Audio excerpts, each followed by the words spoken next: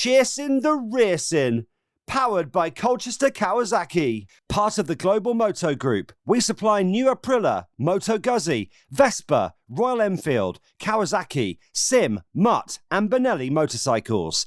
3, 2, 1, and welcome back to Chasin The Racin, episode 147, and we're delighted to be joined by the owner of the most successful British Superbike team in history, 8 times champion Paul Bird, and son Frank Jr. How we're both doing, lads? 147th edition. So how comes it's taking that long to come to us? Funny you should say that. Hold on. Do you know, It shows how popular we are. 147. It's a bit like, do you know, when you ask a girl out and they give you the elbow, and then you come back in a few months and ask them again. I've been asking you to come on this podcast since probably about Larry Carter's even been on it before us. 147. They're just starting at the bottom, working their way up. We should call it. We could have a new supporters club, the 147 Club. Get the money in for the tyre bill. Anyway, fresh back. Ronnie O'Sullivan could be a member. Fresh back from you just came back from Dubai, racing in the Asian Le Mans series? Yeah, and I seen the pictures on the podium and the trophies and that. Did you have a good time away? Yeah, it was really good actually. To be fair, it was good to get a race in January just before the European season. So out there racing McLaren for a customer team. So we did 2 races in Dubai and then 2 races in Abu Dhabi. It was good actually. To be fair, first weekend. For the team with the car and stuff like that, so managed to get a podium, which was good in the last race. So it's a bit of a grind to get it, to be fair, but no, we did really well. Happy with the results. So I tell you what, do you know, as a family, you must have covered pretty much every single motorsport things to know, from like motocross and then all the bike stuff, you know, BSB, MotoGP, World Superbikes, and then all the road racing, TTs, Northwest, Macau. And then the cars, and then the karts, then the GT race and the rallying. Yeah, not too much karting though, have we? Didn't do only a little bit. What are you like on a jet ski? I'm trying to think of the I only went on them in motorsport you Dubai have actually. been. What? I was one of them in Dubai actually. Right, there we go. I don't think my jet ski career is going to take off though. I tell you what, you answered my question. I thought you might have gotten the sunbeds, lads, before this show, but obviously you've answered that question by going to Dubai. How long were we out there for then? 6 weeks. Yeah. And you're back in sunny Cumbria. 6 weeks last year as well. Jesus. What do you want to be in this country for in January and February? You're not wrong. You're not wrong. I tell you what, you know, because like how flat out you are with the racing and stuff. I bet during lockdown, you know, when you were a couple of weekends at home, I bet that you didn't know what to do with yourself on a weekend. It was horrendous, wasn't it? Sometimes, yeah. The weather was all right. It was good because we live on the river, and yeah, it wasn't too bad, to be fair. Got by just about. Yeah. So I'd say you got a couple of new additions to the family as well. They would have definitely kept you occupied if you had them 2 years ago. I was lack of sleep last night. So what have you got for our listeners? You've got 2. Now South African bauble. My God, and they're massive. And how old are they now? 11 weeks. 11 weeks, and they struggle to fit on this table because they're massive. So they're going to keep you beyond. You could race one of them if you get fed up with motorsport. Well, they'll be bigger than us. Between 9 o'clock and 12, I picked 7 piles up, so they're like proper little shit machines. 7 pile-ups, and I just put some what they're going to be like when they're 2 or 3 year old. Yeah. You're in for a treat. My gardener's going to hate me. Running a motorsport team must be a piece of piss compared to that, mind you. You know what I mean? Oh God, I don't know what I've got myself into. Now, when I had a quick look across the internet and sort of trying to do a bit of research, and am I right? Did you used to race GP motocross when you were younger? Yeah. I didn't really know much about that. So is that from a kid? Were you doing like sort of motocross around here? Yeah, riding around the factory on bike.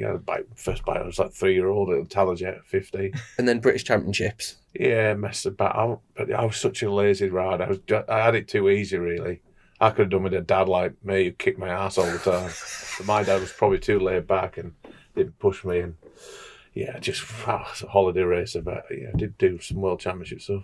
Okay, you've just gone from I've led a Grand Prix in America. I led for a lap and ended up getting lapped by Ron Lachine. Can remember that. Hold on, talk me through that. You've hole shotted, you've led it for a lap, and then you got lapped. I got lapped, yeah. Did you just keep crashing? No, what I didn't crash. No, I just was lazy. I wasn't fit enough. Ron Lachine, the racing machine. Was that? I look at it now though. God, looks just a casual GP. Was the people in the family that were already into motorsport? No, not at all really. I was after the Dave Thorpe, Graham Noyce type of era.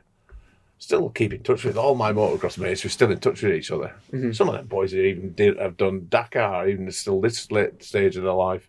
Right. Yeah. Have you ever been a part of the Dakar race? Ever fancied it or in any involvement whatsoever? Probably years ago, I thought about doing stuff like that, but it's just a massive commitment. And I probably got into running the race team when a little bit soon. I sort of retired when I was 26, 27 years old from racing, so I stopped when I was young. Jesus. Yeah, probably. I just had enough. So was that like the motocross, or did he ever go from motocross to tarmac? I never supermoto. I raced supermoto for a few years. Right. I used to travel to Ireland and do that Irish series in the winter. Right. Yeah. And then he just went 26. Won that a few times. Right. So what? 26. He just got bored. What was your mindset at 26? What was going on? Like tits.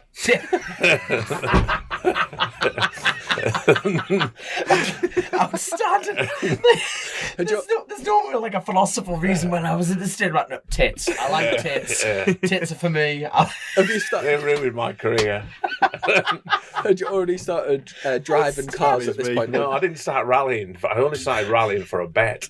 Right. For a £10 bet with Larry Carter. Right. That I couldn't rally because I used to take the mickey out of them. So he set it up. I did the Christmas stages at Catterick Ranges. Right. And the Mitsubishi Lancer. God, I can remember it well. I had a co-driver called Ian Windrus. He kept saying to me, "Can you keep off the handbrake, Paul?" I think I did all right. I possibly could have finished about 8th or 10th in my first ever rally. There'd be 120 cars in it. I set off number 82. I remember that. And the only car behind me was a Triumph 2000. Must have been about, well, God, you could have kicked a dead horse around faster than that thing could have. That was the second last car. And then we went from there. I loved it. Jeez, so you just went from the £10 bet, never seen the track, nothing like that. I rented a car off Petch, SG Petch, the car guys. They ran, so obviously Steve Petch was national champion, old Steve, and I thought, I fancy a bit of this, and I really enjoyed it, and then sort of took it like a duck to water, really. And then within a few months, I'd done Rally GB. Right. So I'd done straight into World Championship stuff within 4 rallies, I think. And how did you hold your own? I didn't. I was terrible.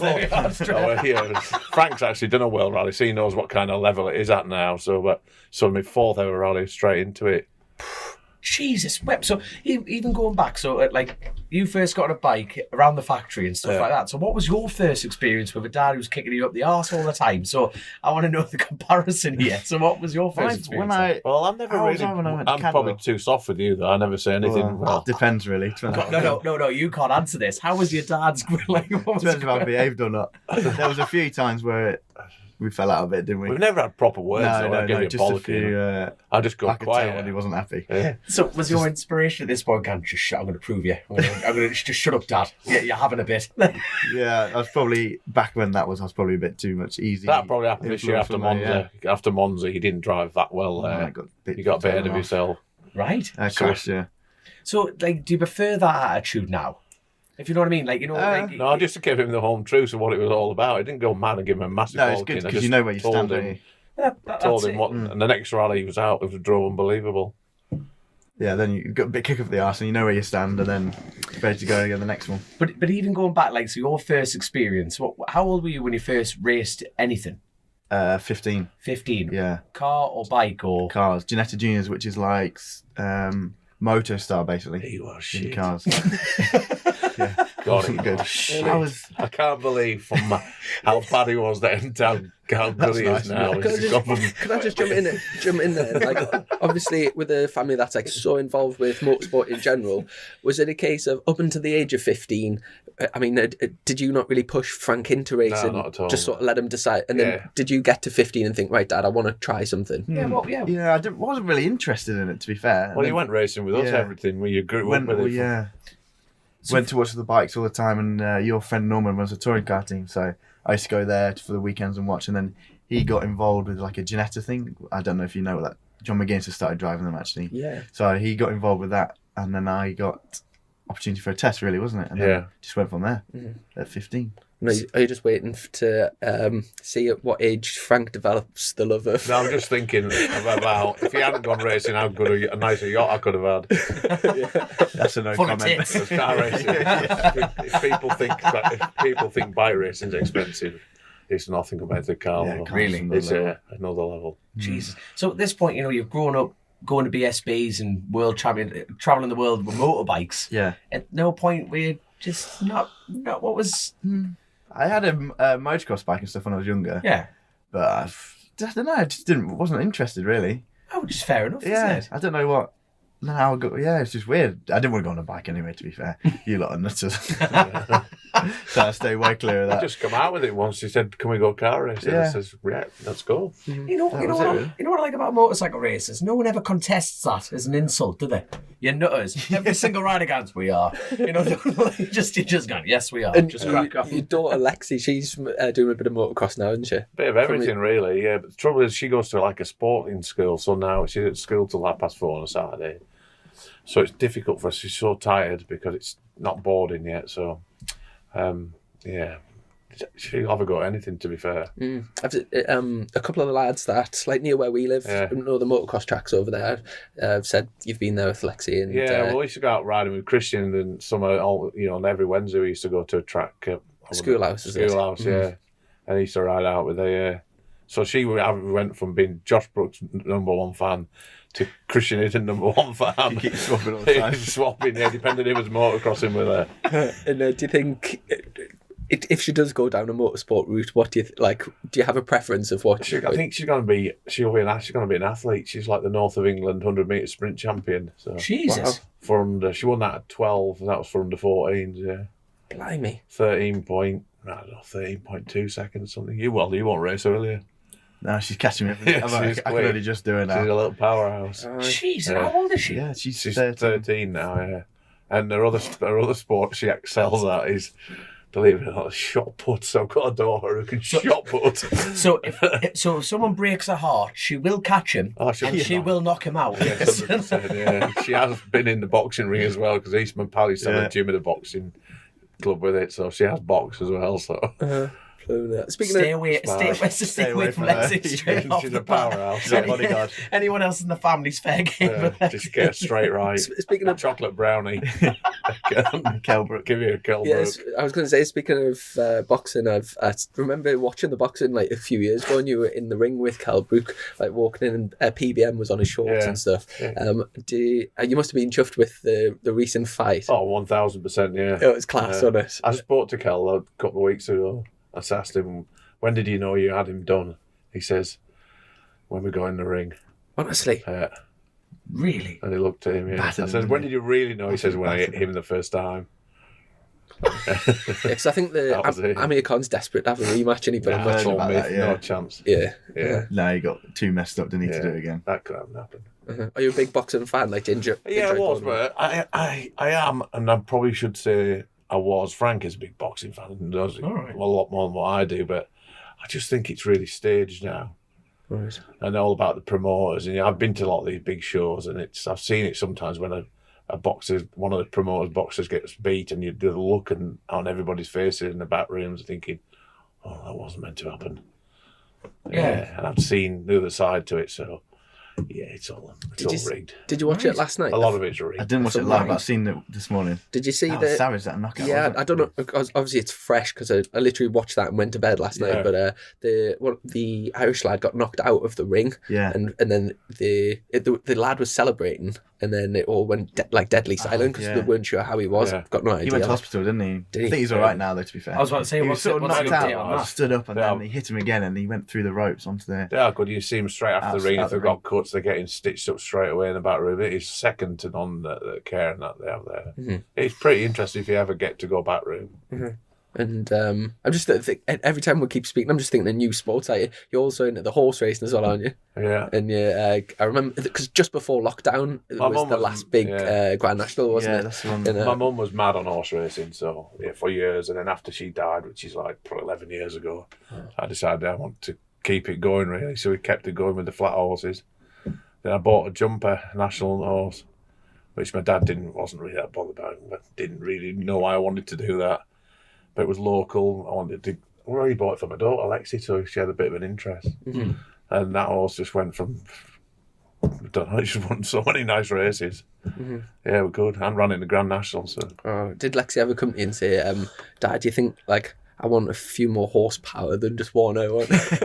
Is that when she said, I want a KTM? One's enough. I want a KTM. And, it must be a hell of a thing though to turn up and watch your horse like in massive races like that, and like there's Paul with a Tesco's banner can. This, if you don't win it. We were there, the one at Newcastle, and won the big race at Newcastle when the lad from the Sables was going mad for a lap to go. It's good because that was a good race. We won a bit of money on that one. The rehearsal. That's why I like going. The rehearsal. I love a bet idea. Do you like putting like a cheeky bet on these? Mind the amount of sports you cover, there must be some like serious like hand out, like a couple of quid here, a couple of quid there. We've been at some races I think it was Wetherby, and a lot of my mates and Lammy and all the boys were with us, and we went and we knew as a local owner, and they were a bit sort of a bent racehorse owner come trainer, and we thought, they're here just for one reason. So I think this horse was about 14 to 1 or 16 to 1, so all of us jumped on this horse. Yeah. We're back to the last race of the day, just before Christmas, and it won this horse. And we rushed down to the tic-tac man, to the bookies, because we knew he was going to be off, and we ruined his Christmas.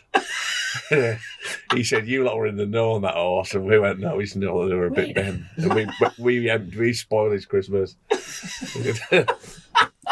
I think I had like 100 quid on this horse, 100 quid each way, and it was like 16 to 1. And all the other 5 of us all backed it, and everybody won. Even the pilot, Richard, had a sneaky little bet on it. I bet he can never forget, he'll not forget it to this day. Yeah, God, a couple of years ago. Do you want a drink, by the way? I'm alright, thank you. Go on, hand us one over, actually. I don't need an energy drink. We're sponsored by a different energy drink company, so we don't get seem bad if we get drink. Oh, yeah. What energy drink the team? Like Dragon Energy. Oh, Dragon Energy? It's like big in South Africa. Right. Dubai owned. Yeah. Bigger than Red Bull when it's in South Africa. Really? You'll see it a bit on Twitter and that now, a bit of off-road Dakar type stuff and everything. Right, is that like a new brand for you? No, we've been associated quietly away under the radar, but they've come on financially for this year. Right, fantastic. We've had a lot of new additions, to be fair, with the team. That's really why we couldn't announce anything until really quite late, because we had a new title sponsor to find first after the Vision Track Love Affair came to an end. So we had to replace that, and then we had other bits and bobs. All the sponsors, well, one was sulking because we brought a new title sponsor and they didn't like him, so then we had to find another big associate sponsor. But it's been really good. I think this year now we're financially the best position we've ever been in, ever. Right, do you know the new sponsor? What is it? MC Ducati? MC Ducati it's going to be called. We thought it was maybe going to be called MC Salvage, but these teams don't run on fresh air, so we couldn't. At one point, I couldn't keep the riders waiting. Actually, at one point, we didn't think we were going to run, and like Christian was saying, look, I'll wait. I said, listen, do not wait. I said, we might not even run, never alone one rider even. I said, you're going to have to take a ride to say how you'll end up with nothing. So I said, I only want to be fair with you. Yeah. And so it isn't all come together. It's just we're still dotting the I's and crossing the T's as we are now, still changing contracts and stuff like that. So to be blunt, like while we're sitting here now, it could potentially not happen. Is that? No, it will happen. Right, that's good. Yeah, that's I'm good. confident it will happen. I know it will happen. Yeah, good. But I'm still haven't had a payment yet, so it's at that later stage. And these teas don't run on fresh air. Do you know the MC is related with the old title sponsor for BSB? Yeah, same people, same company. Yeah, Right. Listen, these companies do go into receivership every second of the day, and people might have sour grapes about it, but listen, I don't mind putting my name to it. So is that MC Insurance? Is that what? Yes. Right, there. So do you together? Because obviously the car element and the bike. Do you have to go seek your own sponsorship? Is it, or do you kind of jump together? What are you like trying to find sponsors? Because you must useless. Come on then. I found the dragon one, to be fair.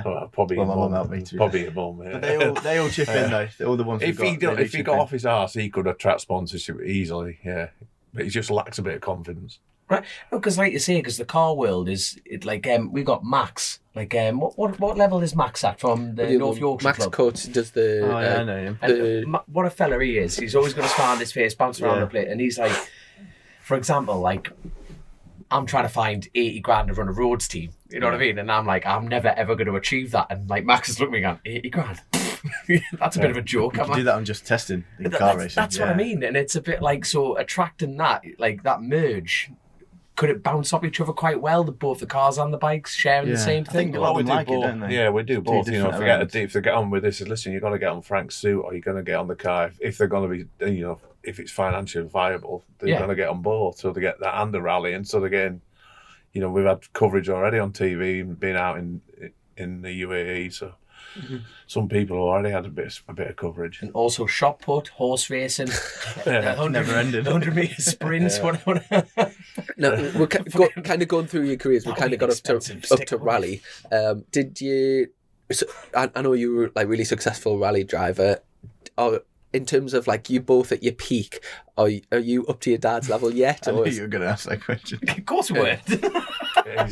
I've actually sat in a car with him. He's at high level. Yeah. Very high level. Is he as good as you at your peak yet? He's a lot better than what I was. Honestly. Yeah, a lot better. Did you hear that gulp? Did you hear that? That took a fair bit. I'm going to say Well, I've set off on the start line. Well, we've done a world rally. So he's done his first world rally. And the last one I did, I started at car 10. What number were you?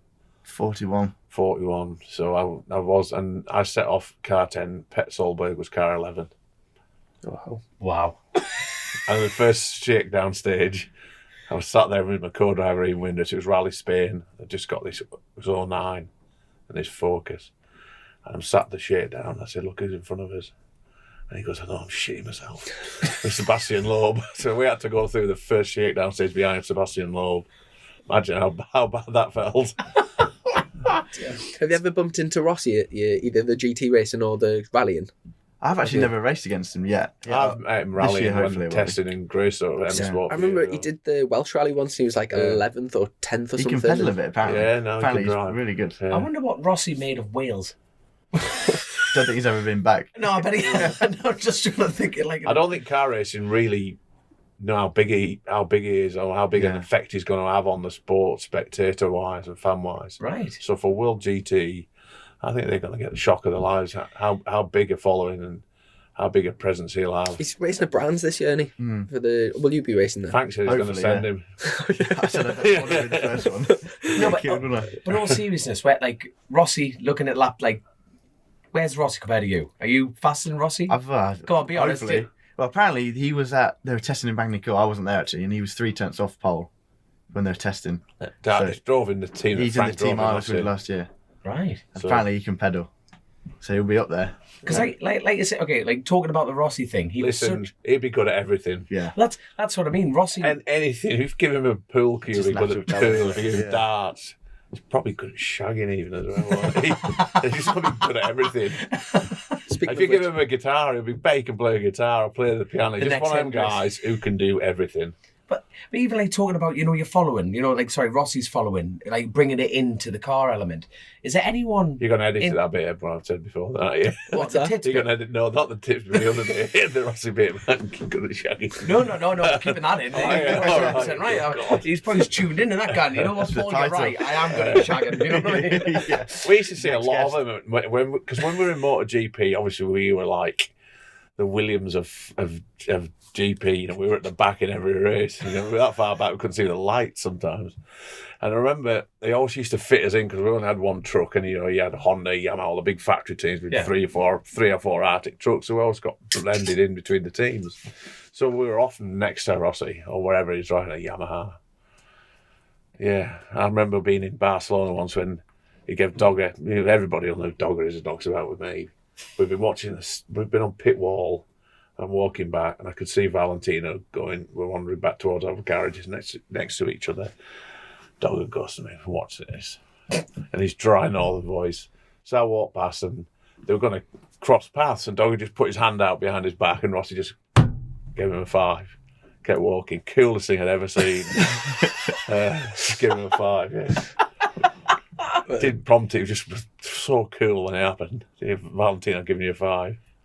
Yeah, not many people get that. We were down at the London show and like John McGuinness was just texting him. Yeah. Like he was just bored of our crack and he went, no, I'm just going to text Rossi. And went, like all of us are just looking over John's shoulder going, that is literally one of the coolest things you can have in motorsport. Period. It is if he texts you back. Did he text you back? He's all right texting him. Yeah. It's probably one of his mates down the pub. He's just changed the name on the phone. That's it, straight away.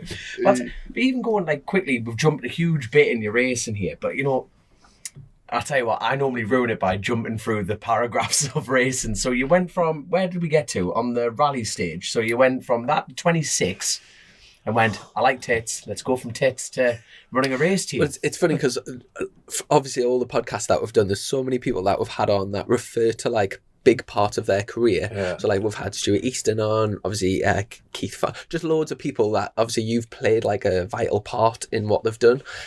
But the crossover from racing yourself to setting the team up, will you just talk through like that period and like how you picked the first riders and like what the sort of setup was back then? It all happened with a guy called Chris Palmer, who was from Carlisle at the time. Oh, Isle of Man resident now. Yeah. Well, Chris, I'd known Chris forever, and he was short on money. He didn't have enough money to finish the end of the season off, and obviously I had to follow a bit of road racing with Tony Baker, the sidecar racer, lived in the next village. And, you know, my dad would always gone to Silla to watch a bit of road racing in the early days.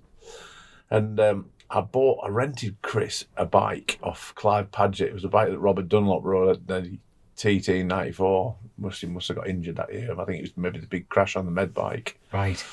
At Balaf. And I rented this bike for Chris. And I had my motocross van at the time. And not letting him that enough. We went and did a bit of racing, and he won the last race of the year at Brands Hatch. So 94, that's where it all kicked off, really. Then I helped a couple of lads in 95, like Sir James Hayden. Just give him a few quid, really. But 96 is where it all really did happen, when I bought McGuinness a bike, and I bought Steve Patrickson a bike, and c'est la vie, there it all is. But like you say, to actually pick someone, like, you know, to help, it's a huge commitment, They were isn't it? they were all skint at the time. All these lads were hard up. But Steve Patterson, I just liked Steve Patterson because of who he was, and I'd followed him through Grand Prix from going to watch him when I was motocrossing. And then where it went from there, 96, I wanted to do the TT. Because I'd been there and raced myself on like motocross events when I was I was about to say, we skipped this in everyone's career. You did the TT. No, but I went to watch like the Isle of Man TT. I've gone there since I was a small boy. My uncle lived on the Isle of Man. He was an ex-banker. And I'd seen the TT, obviously been watching it when we were children. And then I fancied McGuinness wanted to do it. I says, well, so do I. Let me buy you a bike, and then where we go. So where was John McGuinness in his career? I knew him because he used to come and do a bit of motocrossing and scrambling in the winter and stuff like that, so I'd meet up with him then. And right. I was obviously still racing then, and I must have been a bit of an idol for John. I was about to ask, who was better on a crosser, you or John? I probably would have lapped him, I think, in them days. Really? Yeah, I think if I actually do think back, I'll have raced with McGuinness at Clifton Dykes or local events. And 100% I would have lapped him. That is right. With your permission. I've never even thought that till now, but I am actually going to ring him. I'll ring him and find out. I'll ring him tomorrow and see if I ever did lap him. But there's a fair chance I have. That is out. We're going to put that now on the social media. We put like one-liners on it like that. I can beat John McGuinness, and everyone would go, "What the hell is this about?" That's outstanding. That could mean anything. Yeah. Okay, you know John very well. What would his reaction right now, listening to this? Imagine John is right here. Will he be going fuck off, or would he? He's probably thinking about it. I think he'd probably be right. I don't know whether he'd be looking to think whether I have or not. Do you know the first year you ran, did you have a title sponsor, or did you just run it under your sort of he had a truck. Patterson had his own van. And off we went. I used to knock about a lot then with Frank Rathall. So the bike was based at Frank's, and Frank did the engines, and Frank was my best mate.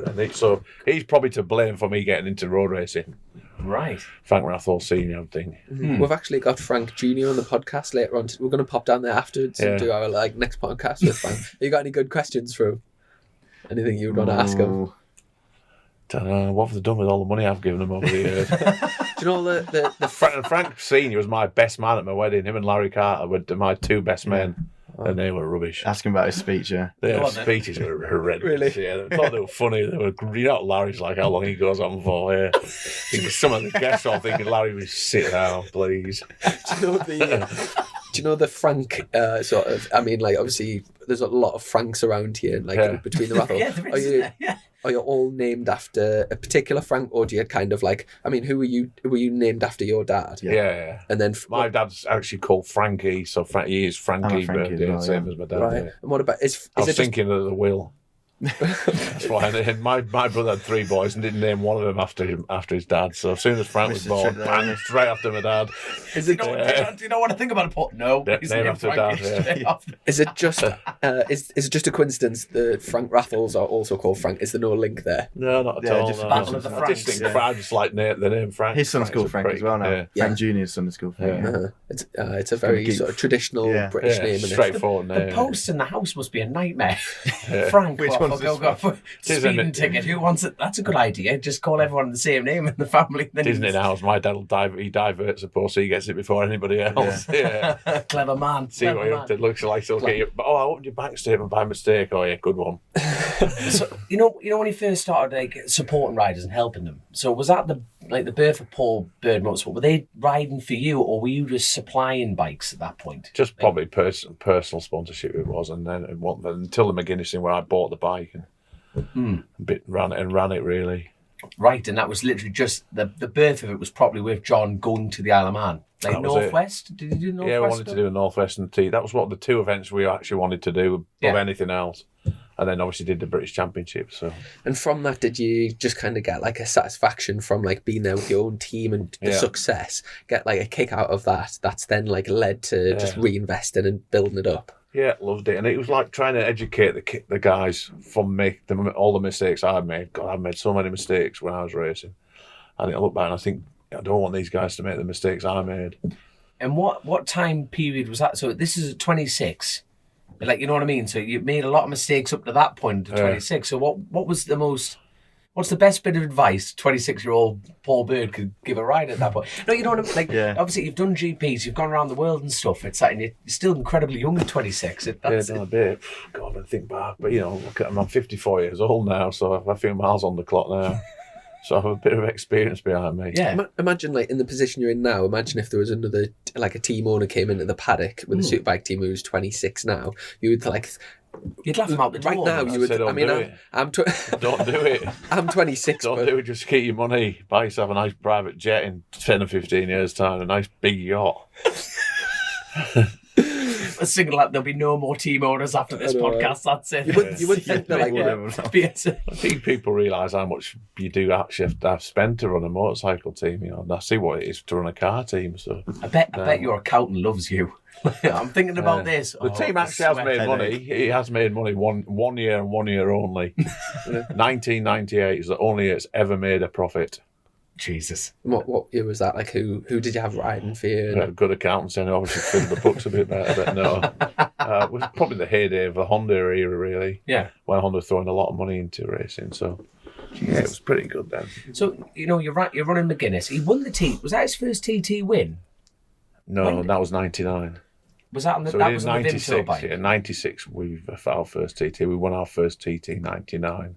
Right. God, we took the roof off the Villa Marina that year. Jesus. Yeah, that was unbelievable. What bike was it on? 250 TSR Honda. I'm getting to race one of them in a couple of weeks. Yeah, that was trick, that bike. When I look at that bike, I think that bike is still trick now. It was. I went especially to Japan. They made 10 chassis for Grand Prix.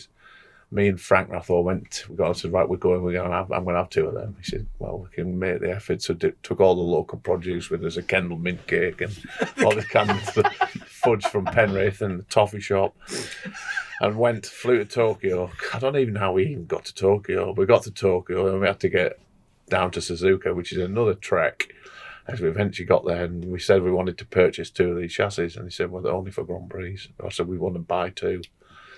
And he sold us 2 of the 10. We persuaded him in the end. I think only because we'd made the effort to go all the way to Japan to see him. With all that Kendall mint cake. Did the trick. I must ask, how much was a GP bike then. You know what I mean? Like, if there's only 10 of them in the world, you know, you've got these blokes going, we can put a price on it. Just a rolling chassis, so I'm not sure. It could have been like 15 or 20. They were expensive. Yeah. Like, they were expensive thinking back then, and I bought 2, but Jesus. I don't know, it could have been 15. I'd have to ask Frank, because I'm sure he could remember. There's some trip there.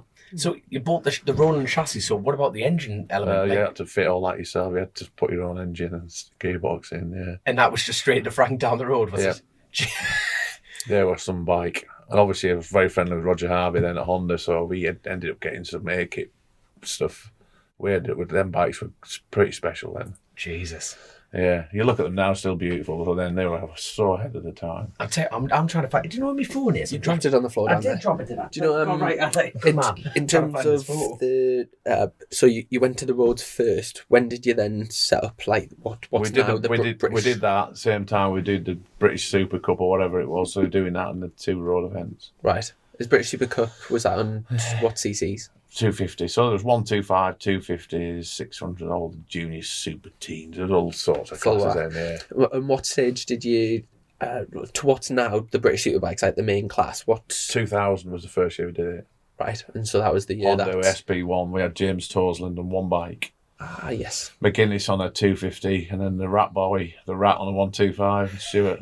Remind us of that, because obviously we've had it So from... we were a formidable team then, really. But if our Superbike had been a bit better, the SP1 was dog slow. If it had some kit parts or factory parts, it would have been strong then, because Torsland was a great rider then. Yeah, we've had the bike was so slow. We had Torsland speaking about that. Just remind us about the Stuart Easton thing, because you took him from motocross, didn't you? Yeah, Stuart. Because I'd known him since he was a young kid, and we obviously raced at all the same races every weekend. So I've known him and knew how talented he was, and he wanted to go road racing, and he was talented, super talented.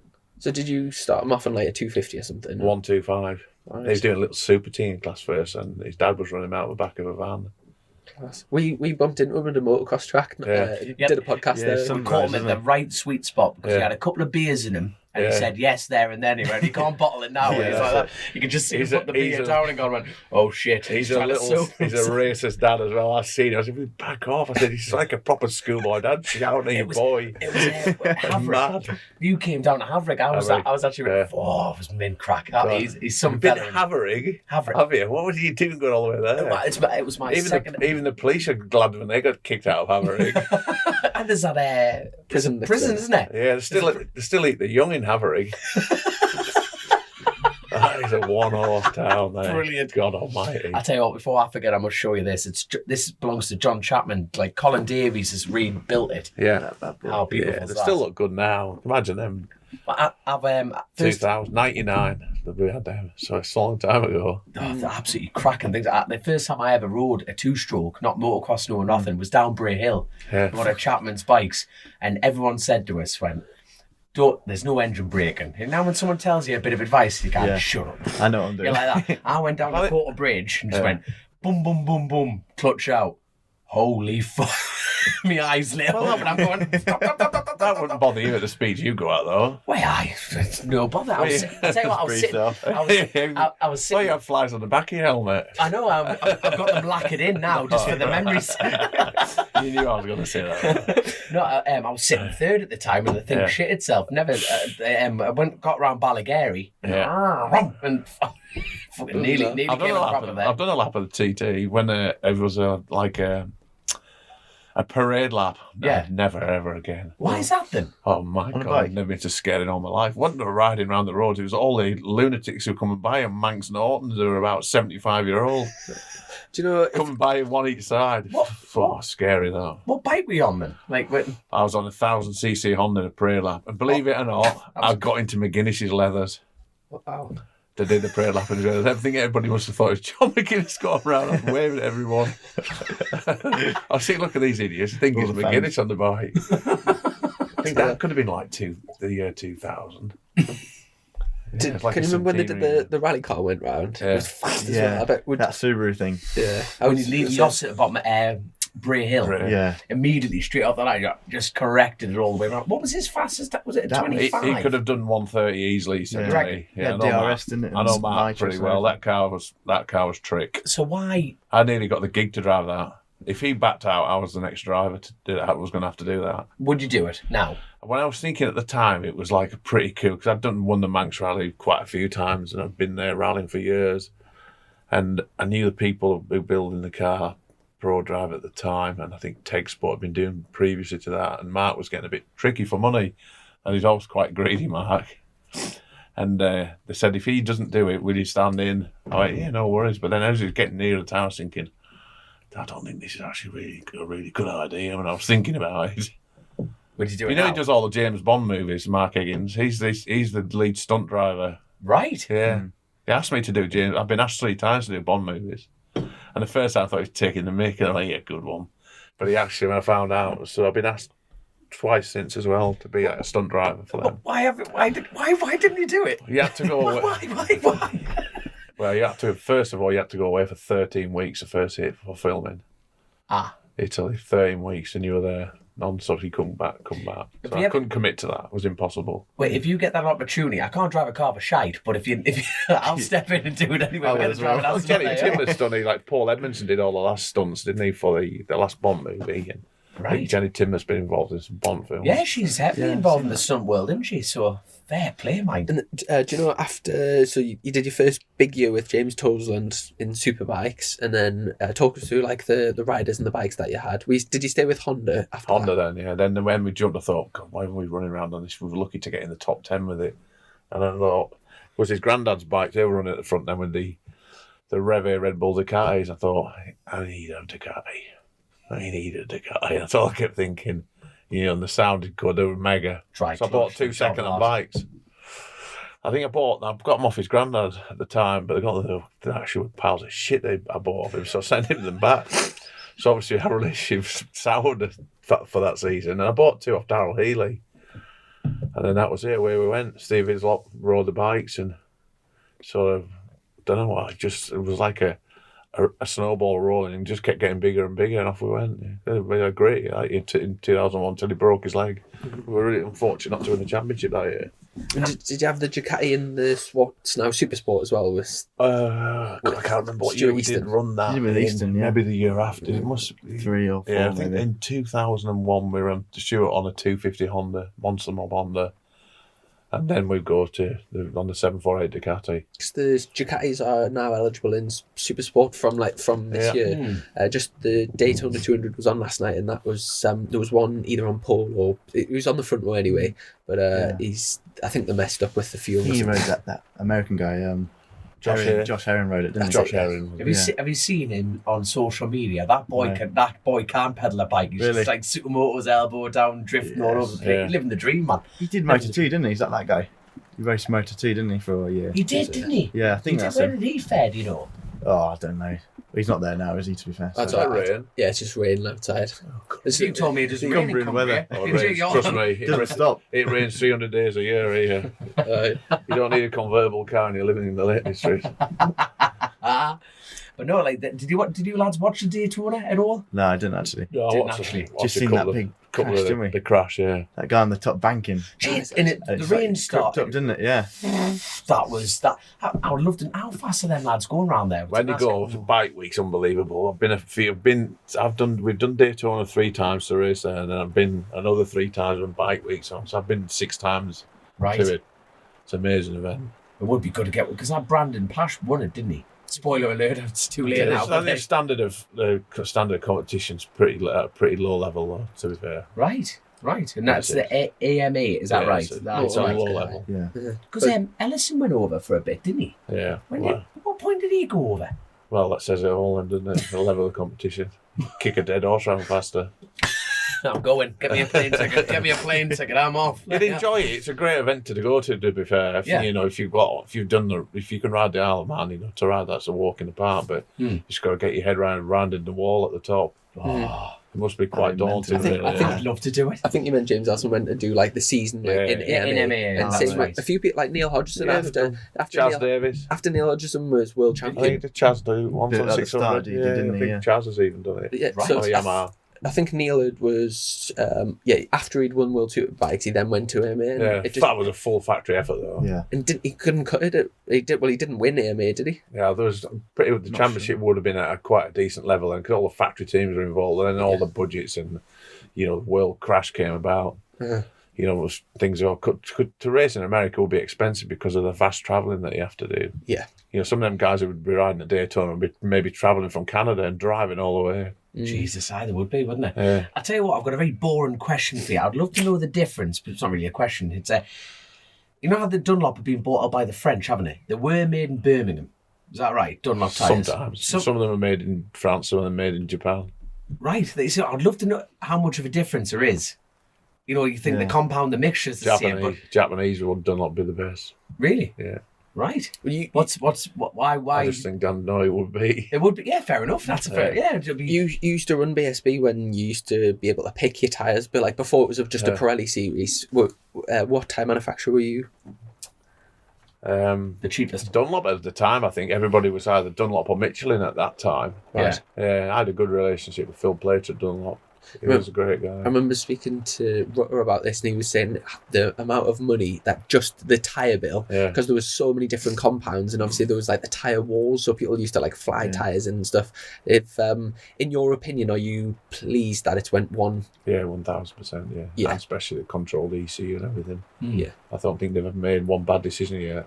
Maybe with the fuel, could have a better fuel. Oh, the fuel's pretty poor that we run. is it? Yeah. Right. But everything else is like the changes. You look at the championship of where it's come from to where it is now. Yeah, it's a super high level. You look at the manufacturer support and the teams and the sponsorship that's involved with it now. What's your opinion of the showdown then? You laughed at that. Go on then, Brett. What's your opinion on it first of all? Go on, let's get your opinion first. Well, at the start, I don't think many people were keen on it, to be fair. But then, what was the year when Shaky got injured, didn't he? Cadwell. And then that sort of helped him out because he got, was it not Aston or something, when he got Dislocated knocked shoulder. off by Lowe's that year, maybe. No, it did, but we dislocated his shoulder at Cadwell He Park. stayed in the showdown, it didn't he? helped Because he was him, obviously leading. Had to miss a round. And then he got back in, didn't he? And then he ended up winning. So So that no, helped out. it's made for a few stressful weekends for you in the garage, because obviously The worst bit of it is if you're in with a shout, is it's going to go down to the last race of the year. And I've been there. I've been with a rider. I've had two riders. One with Shaky, he had to finish 9th, and he just wanted to win the race. And we were mad on the pit wall. Then Brooks, the last time Josh won it, he said, "Listen, I'm better off out the front." I said that's the strategy we're going to go for. 20 laps, imagine them 20 laps. You don't know you have to win, and he's there, and you're only a second in front of it. They're chasing back. At that point, as the team owner, do you get involved and give your opinions, or do you just kind of think that they're the professionals, let them get out? That's what they're getting paid to do. Even with all my staff in my team, they're getting paid to do that job, and it's not right for me to belittle some of my other staff. You've paid to be a crew chief, and I've seen them doing a wrong signal on the pit wall or whatever. Look, I'll not mention it. I just wouldn't do it. I pay them to do a job and let them get on with it. Yeah. We all make mistakes. And in terms of the stress on those, the final race of the season, do you find it difficult? Like, is it proper, or are you quite relaxed about it? I am probably a lot more relaxed now because we've won 8 championships, and there's not anybody else has been anywhere near that yet, and probably not likely to either.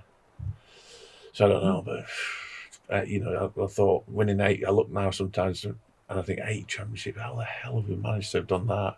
I was having a quick look through the stats. There's like 125 Superbike race wins we had. And there's like something. And we were missing for 6 years. Yeah. Speaking of which, Jesus, you did the 4 years in World Superbikes, 3 years in MotoGP. So from in BSB, the first stint you did Honda, then you did the Ducati years. Yeah. Did you change manufacturers before?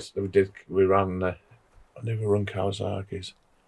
No, we went Honda. We had Ducatis back to Honda. Then we went to World Superbike with Honda. Then I got the contract to run Kawasaki. Yeah, And then you that won was TTs in North Wales. That was a busy year, that, mate. Yeah. Yeah, we're on two sort of separate teams in we're one in MotoGP, one in British Superbike. So Jesus. it was good. Good to think that we'd even done it. Built our own MotoGP bike. Really, I think, God, how did we actually do it? Well, I tell you what, we'll come up because I've got a few questions for that MotoGP thing. But the World Superbike stint before then, so you've had a good few years in BSB. Did it just get to the point of which you thought to yourself, you fancy another challenge, and you'd I was just a bit bored. And do you know what? At the time, riders had absolutely zero loyalty. And I thought, you want to go and ride for Suzuki? Well, all right, then you go and ride for Suzuki. That was shaky at the time. I'm going to go to World Superbikes. And Sykes had gone off to, I think they'd maybe both gone to ride for Suzuki to ride in there. I thought, well, you two can ride for Rizzo Suzuki. We'll go to World Superbikes. And who did you take? Oh, my God. Gregorio Your favourite rider. Lavilla. Gregorio Lavilla. Now, I'm glad you said that was going to be one of my questions. George. Who's been your favourite rider? He never crashed all year. He never fell off once all year. Was there a And he bonus got a little bump off it. No, he didn't. He actually never crashed. And we had a Frank Rathall tuned Fireblade. Our bike was an absolute rocket ship. At Monza, it was the fastest bike on track. Wow. Private bike. And that's when we got approached at Honda to run at Monza to take the Kawasaki World Superbike contract for the next year off Steve Goodridge. Jesus. And looking back, are you pleased you went down that road and did you enjoy it? Yeah, it was just a big learning curve because we were travelling the world and that then, and we're only a little team, and we got employed by a manufacturer to run a big manufacturer. I remember at one point you had Sykes and Vermeulen on the Kawasaki's, was that right? The Vermeulen, the first year was Vermeulen. He got injured at Phillip Island at race one, which was a shame because we looked like we were going to have a strong year. So there was Vermeulen. What the scores? Tamada, Makoto Tamada-san. And did we have a third ride? We think we were on 3 bikes. I can't Didn't remember. Brock Parks ride it? Brock Parks must have had Brock on, did we then? I ran 3 riders. God knows how. It must have been a huge commitment. Like, not even just the logistics of it's hard enough just doing it in the UK. The Kawasaki was a poor bike as well. The bike was a nail, yeah. How much freedom did you have working? Quite a bit, to be honest. Right. Yeah, we improved the bike a lot. So it's it was a shame that we got to taken offers because we got to a good level with the new bike, but it was out of my hands what had gone on with one of the drivers. Obviously, thought he was going to make money from bringing drugs back from Europe, so right. That was it. The Japanese were obviously very embarrassed about the situation, so that was a difficult year for us, to be fair, because I've been tired with that brush for probably the rest of my life now, and it was a kid I grew up with from over the northeast. I'd raced bikes when I was a kid, and he obviously had short of money, and I thought this is how he was going to finance it, by bringing stuff back from Europe. And just bunged it in your truck and then... Yeah, we didn't bung it in one of the other guys' trucks, so... Right. Yeah, I won a good time, to be fair. It was a rough year, that. And then you're trying and it was difficult all of year. I'm going to apologise for the rest of my life for that. I know that it's something that was out of my control, nothing to do with me. Yeah. Just unfortunate that we had a driver who did that, but... Anyways, that chapter's closed. Yeah. Just a shame because, I'd raced Kawasaki's for a long time when I was a young kid. It was a dream for me to have that. Never ever thought we would have been able to do something like that when I was a young kid. And to get taken off as and then they won the World Championship the next year with basically my team. You won lots of World Championships since, because Johnny Ray, I was the first guy to ever put Johnny Ray on a superbike at Bishop's Court. Right. 2007, won every race. Jesus. You didn't know that, did you? No, we do now. Yeah. Do you know your World Superbike era? You got a few race wins in that time, didn't you? Not enough though. Yeah, we won once in the Nürburgring, the wet, when Tom won then, but only really won because Noriega fell off on the Aprilia. And am I right in saying that? So when and that was the day we got told our contract was getting null at the end of that season. And am I right?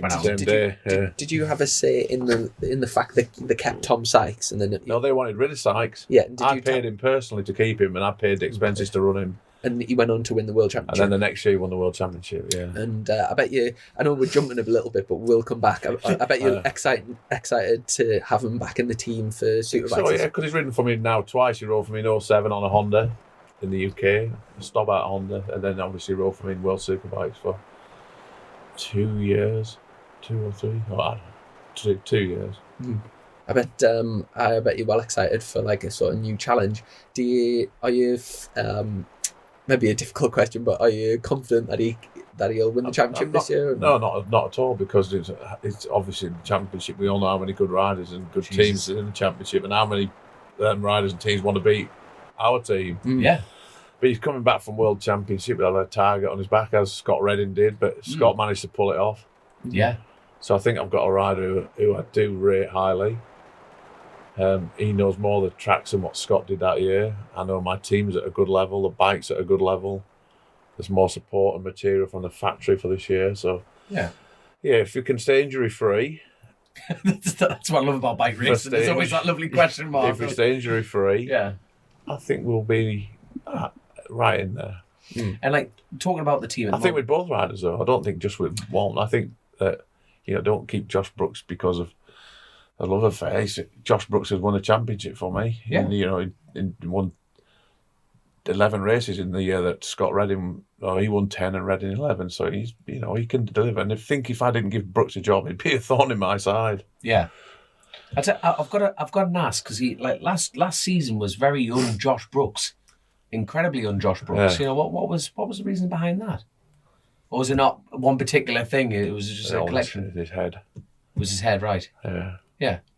And we got involved with somebody away from the circuit, away from bike racing. It probably helped. And as you see, as the year went on, that it did improve. And I spoke to Josh last week that they still would like him to still carry this process on of what we've been doing, believe in him. And I know it works because of Frank uses the same system or same guy. Yeah.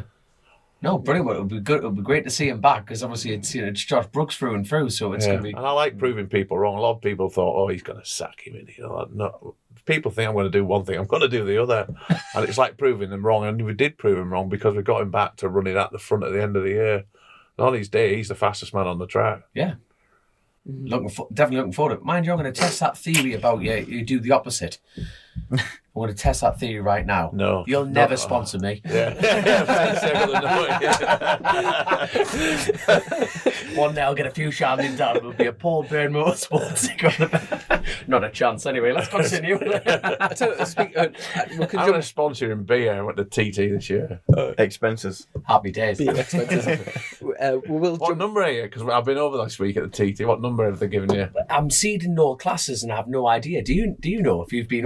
Do you know? I know where a lot of them are and when the agreement that goes on, but I didn't ask where you were, to be fair. I'm too far back. But where were you the last time you rode there? I finished 10th in the senior, and I was number 20. I just got into the seeded numbers. So you're going to be in the top 20. You'd like to think you're going to be seeded top 20 then? Yeah, the entry numbers have come out for everyone else, but they haven't allocated my numbers yet, so I'm just in the mix. So I don't know where I'm going to be or who's in front or who's behind. The top 20. I think they're very sensible at how they do it, and they explained the system to me, Paul Phillips, last week about how they do it. I asked him about that. Yeah. And then the system they do have is a really good system. And how they work. Is it something you can share on here? Because I would be. I'd love the agreement where the top riders and none of them are all running like 1, 2, 3 or 4, 5, 6. They spread them out a little bit. Which is, I think, a very sensible way of going about it. And good for, you got to think about the spectators and all that as well. Yeah, of course. As well. So. And speaking of this year, I bet you're absolutely buzzing to get for what they've got planned as well. They're on it. They're taking it to and everything they've done, touch wood, they've got right. And they're taking the event to a really high level globally. I think they've got a good bunch of people. Paul said he has 12 in his team. Some people have never been to TT before. So, I would think it'd just go with it. The commentary stopped at the points here. Maybe that's a bit sad. Not about the scoreboard. And somebody said to me, well, how are you going to know where your riders are at the scoreboard without the scoreboard? I said, listen, 10 years ago, they weren't looking at a scoreboard. It's all online. I think the TT will win and just pray they get good weather. I think it'll be an amazing event. 100%. Are you looking forward to seeing your Ducati there? Oh, well, yeah, but I'll miss the first big race, which is disappointing because I find like the first big superbike race on a Saturday, so I'm only going to be there to the second one. We're away. We've got a commitment elsewhere with the rally car, so we're actually in Barbados. Isle of Man, Barbados. Let me have a think about that. You've won that rally a few times, haven't you? And have you been to that one yet? I've been to what? This will be my first time competing. Okay, under a bit of pressure. Yeah, I was about to say. Let's hit the shot. Ken Block was the last winner. Wow. Jesus. Yeah, it's a big event. Him? No, I've never met him. I think you've met him. I've met him. Yeah. I've never Do you met know him. with the rallying, do you jump in and give Frank tips and stuff, or do you just let him crack on? If he asks me, but he doesn't ask me now. Yeah. Sometimes I need guidance. Yeah. I think Well, that's the best way. of putting it's it. nurturing the talent in this. He has such raw speed and feel for the car, so it doesn't need to mean you actually do need to make mistakes now and again, because life would be pretty boring if you didn't. And I think to improve, you do need to. He has made the odd mistake, and it has improved him as a driver. I tell you what, there's one car, and you both have to, like, who's going to be the co-pilot? You both have to be in a car. Who would be the co-pilot? Who would be the driver? I wouldn't be co-driver. That's a terrible thing to do. I wouldn't get in. You wouldn't get in, so right, you have to both be the He driver. sat in with me, and I've sat in with him, and I've told him he had to stop and let me out. Like, the harness is like, Jesus. Yeah, I have had old Norman driver who knocks about with me all the time, the old Sykes and all. I've had Norman in a car in the forest in Greystoke, and it's a 7.5 mile loop, and I know that forest like the back of my hand. And he was screaming to get out after the first lap, and I just kept going for a second lap. Keep in. I tell you what, one of my biggest heroes on planet Earth is Travis Pastrana. Have you met him? No, I wish I have. Oh, I'd love to meet him. Did you see like the world record when he roofed it? And the car spun like 10 times or something in the Subaru, and it just well, Grace will have to put this on the YouTube clip, but it just rolled and rolled and rolled, and he's just got out when He says something at the end, doesn't he? Are you alive? He goes, yeah. And he's like, fucking Hello, ride or something, doesn't he? Yeah. That's it. He was absolutely buzzing. Them cars are built to a high level. God, Yeah. and I've had a Indestructible, couple of aren't big they? crashes in my time, and oh God, yeah, I think, and you look at the car, and it's. What's been your biggest near miss in life? Never mind. I had a big accident in the Alaman. I had a triple roll, and it didn't roll sideways. It went over frontwards, then front roll, a full roll. It was 33 metres from first takeoff to land when they measured it. What? It rolled 3 times. 33 metres. What kind of speed were you licking to get 33 metres? I was a gear too high for the left hand. I knew the corner. It was the second last stage of the Manx Rally. I had a huge lead. I don't know, it was dream world. And I arrived at the corner, gear too high. I knew it. I can remember doing it now. Oh God, it was bad. Did you like just one of them? Just this is it.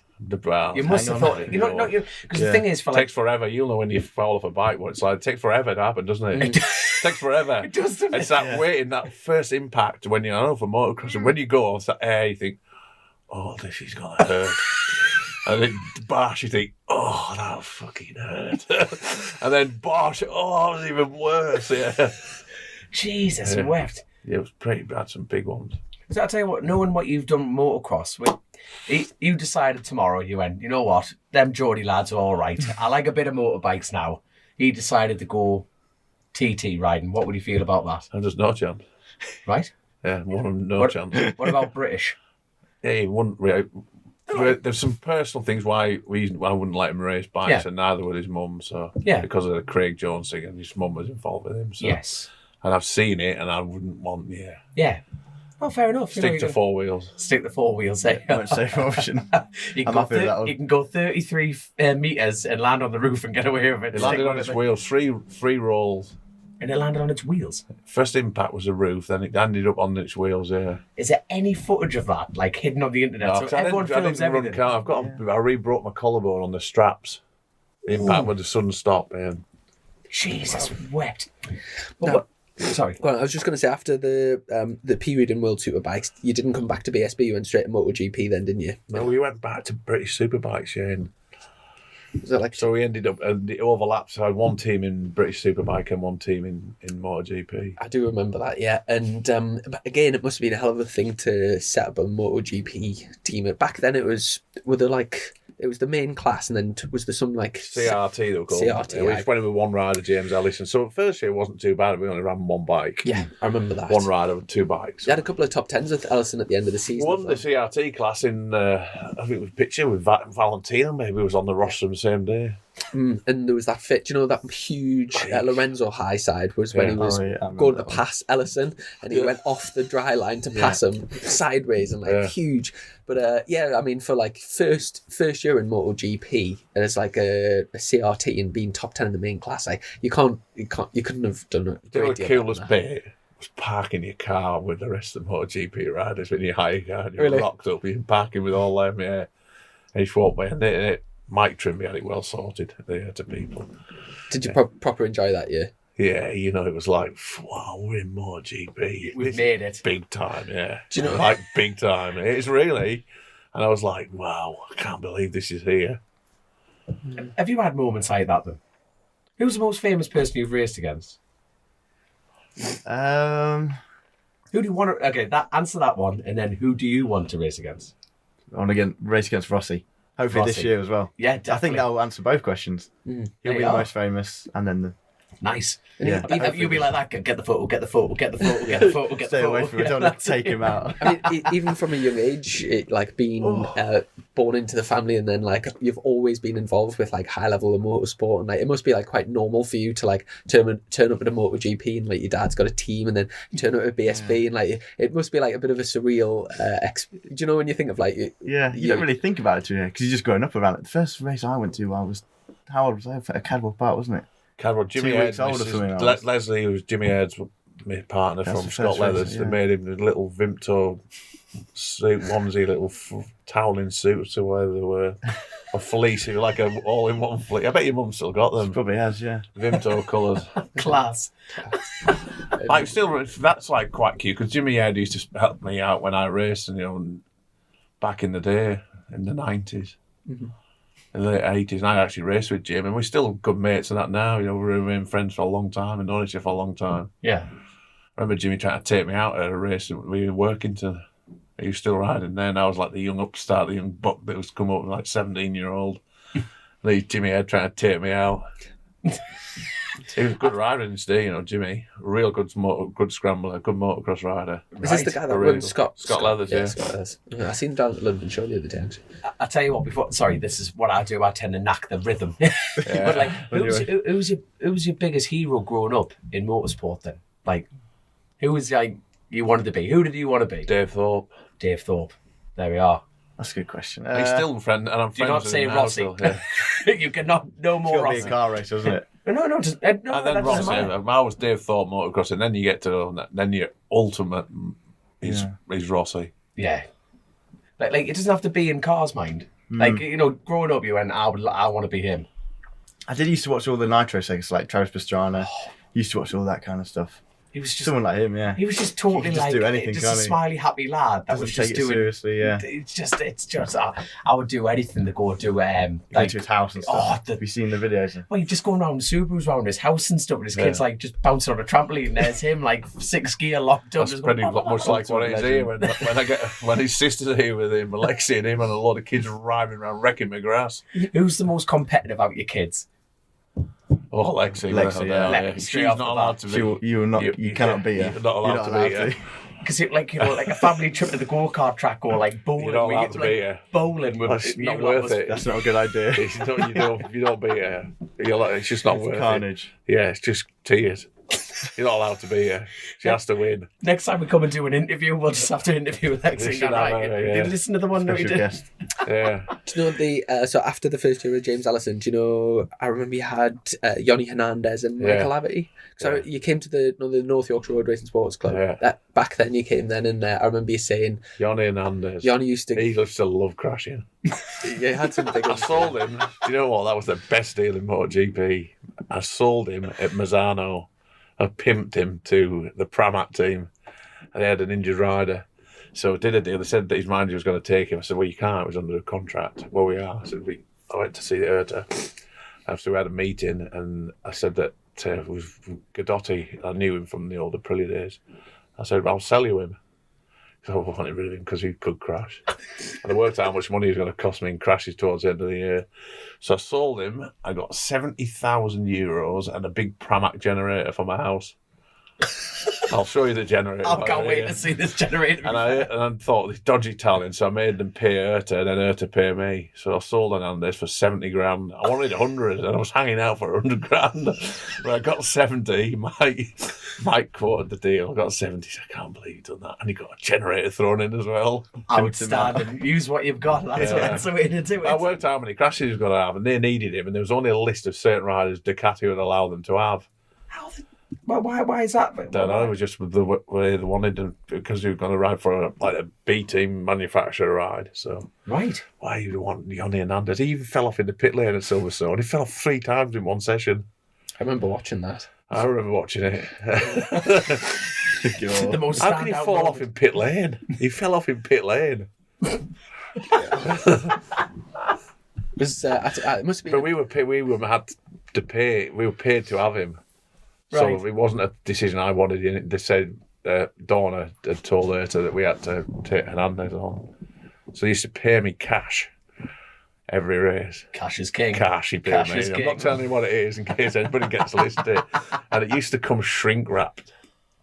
Okay, now you've made it in life. You know, I once got a rubber band after work, and it was only like 200 quid in it, and I went, I've got a rubber band around it. Shrink wrap money. Now you're talking. That's proper. He lived in Madrid, Briefcase. yeah. Some baby he was, Johnny. And he always used to bring a different girlfriend. They all had like bum implants. Nice. Yeah, Nice, it's pretty off-putting for most of the mechanics in the team. But yeah. It's called tactics. Every rider has one. They go, just get yourself in there, love. Just. I remember you saying that night actually that he always used to have good-looking girls around him, and that he did well on that front. He was from Meladin in Colombia, and he was famous from Meladin. That's where Escobar was from. Shut up, man. That's where he's from. Yeah, That's where he's from. that's what his cartel's called. And his father used to have. He was a cattle dealer, and he used to over 100,000 head of beef cattle. They were massive cattle farmers. Like that's on another scale. That's what Jesus. they did. Yeah, we're a really wealthy family. The world's a small place. Imagine isn't it? 100,000 cows. If, I can't actually picture. That's a. Excuse me. Jesus. Speaking of the cattle and whatever, and obviously like your family business, the chicken farm. Yeah, Roughly how many like live chickens would you have at one point? 2.2 million. Every day of the year, growing. Do you have like a big computer screen with the numbers going? I'm actually retired from work now, so my brother and family run it now. So I've took a backward step, so I've retired from work by 100. So in its heyday, the factory across here doing 120,000 every day, 5 days a week, one shift. And then we had another factory at Peterlee, of your side. That was a cooking operation. Then we had another one in Morecambe. So we had a few factories dotted about. The two have been sold off, so they have this one now. Because I also remember you saying that Keep night, eating chicken. if you're ever having a bad day, if you go into the pen thingy, you get like some context of your day. Yeah. It must absolutely stink. No, like- not really, do you though. eat a It's lot of like a chicken as a dentist family? surgery when you go in there. I need to do too like much what- crash damage. I need to keep eating chicken. It's like, oh, what, sorry? It's very clinical, the factories. Yeah. Really clinical. When you get a shock out, how clean they are. Right. Yeah. That's class. That is class. So When the family kicked off in the business, so was Bird surname accidental or manufactured? My as a name? father's family were farmers, so they had like just a normal farm Right. with cattle, and he kept a few scabby old hens on the farm, I think, laying eggs, and away we went from there. Jesus. My dad was actually a chippy. He was a joiner. He used to build gypsy caravans. Famous caravan called the Lonsdale Caravan, the ones with chrome and that on. All Yeah. right. And that would be in like the 40s and early 50s. I think this bit chicken business self, and he'll never tell you, but it was about mid-50s, 1955, 56. Bloody hell, make a hell of a book, mind all this, won't it? He's Jesus, still the mate. boy. Still goes in every day now, my dad. He's nearly 86, still in. Morning last week, somebody spent £5 on a spark plug for a lawnmower. He misses nothing. What a fella. What a fella. you must.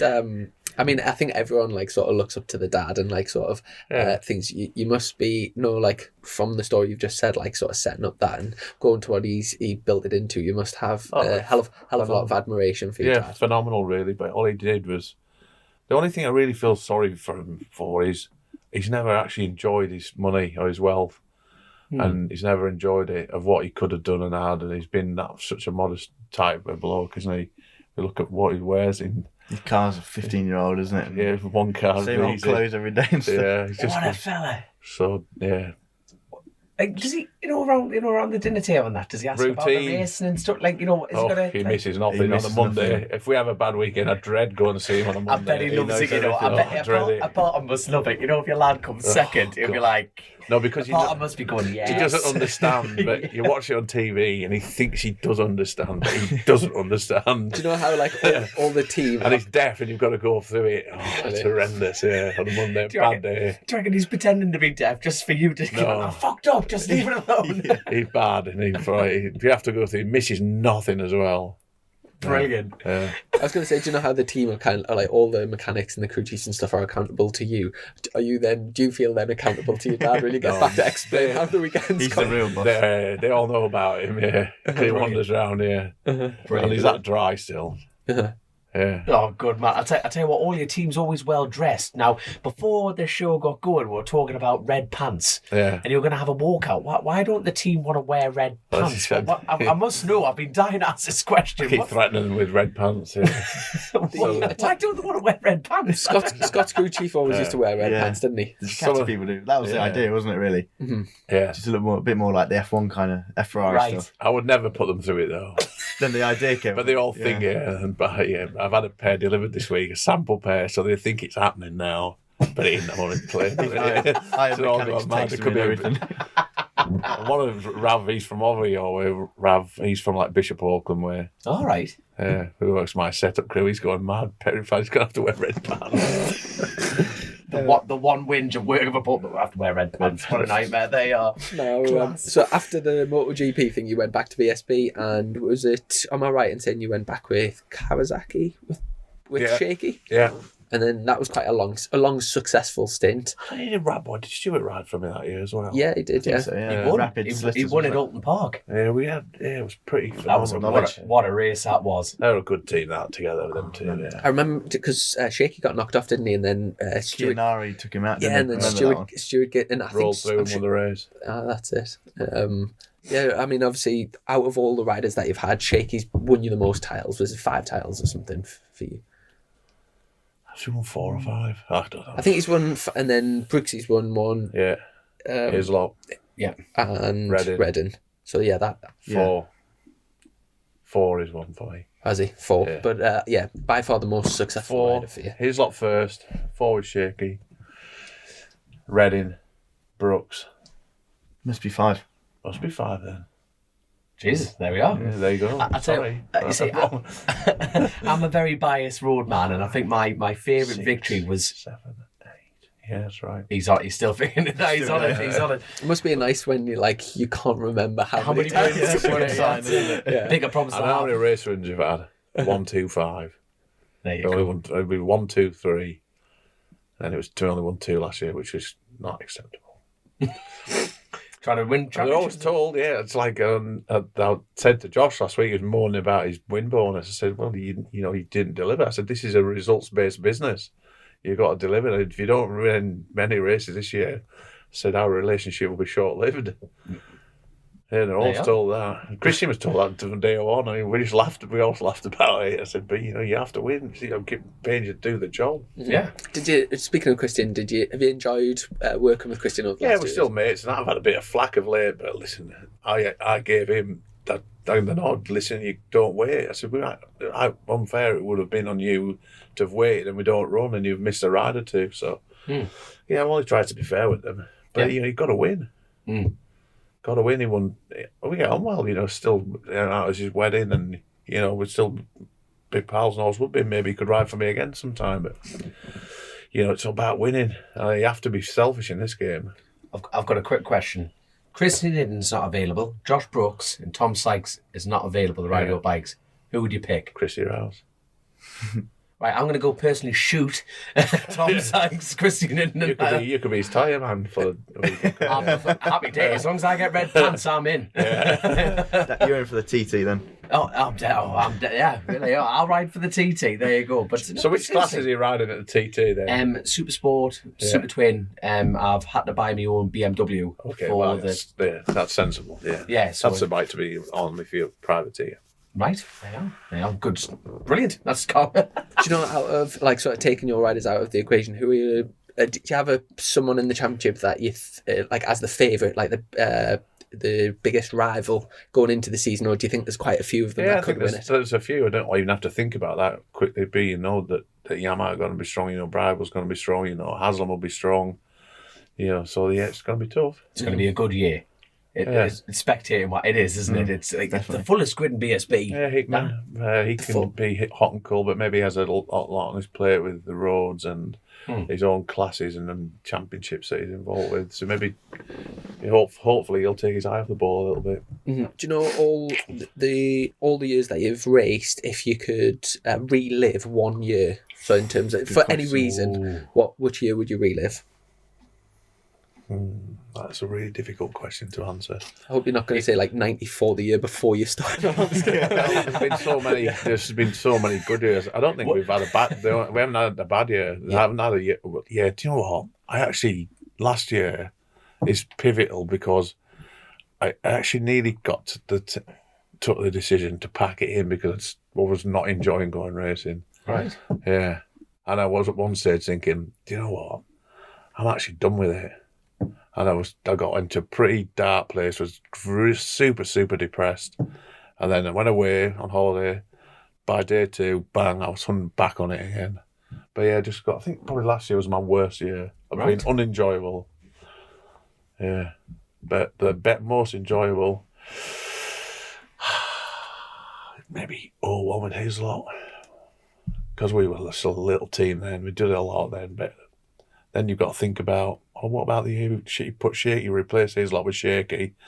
I think we won the first 12 races on the bounce and won 2 World Superbike races and the championship. So yeah, that's probably got to be the year. Was that the double of brands? Yeah, that's the year that stands out. When I think about it now, the more I thought about it, that's the number one. If you had to pick one or the other, would you stay at the Roads or British? You can only pick one event forever. This is the final choice. British Superbike or road racing? Or road racing. I would pick British Superbikes. There we are. And one thing that we haven't really talked about so far is the Macau. You've worked four times winner at Macau, I think. I'm not sure really how many times we've won. That's what's on your website anyway. Hopefully, if that's up to date. What a lovely position to be in, like I said earlier.